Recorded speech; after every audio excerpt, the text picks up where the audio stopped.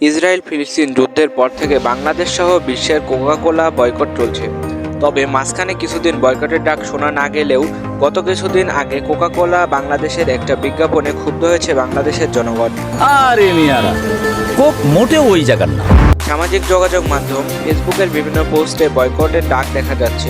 তবে মুখে মুখে বয়কটের ডাক দেখা দিলেও তা কতটুকু কার্যকর হয়েছে এবং দোকানে বিক্রি কেমন হচ্ছে? আমার দোকানের কোকাকোলা তো বিক্রি নাই।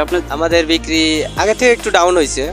এখন বিক্রি আগের চাইতে অনেক কম, অন্যবারের চাইতে এবার অনেক কম বিক্রি, খুব একটা কম।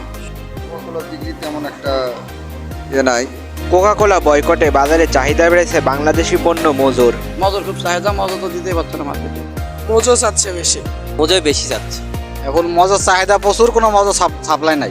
ইসরায়েলি পণ্য কোকা-কোলার বিরুদ্ধে ক্ষুব্ধ হয়েছে সাধারণ জনগণ। ইহুদির কোকো কলা আমরা কেউ খাবো না। ভিডিও ভালো লাগলে অবশ্যই পেজটা ফলো করবেন।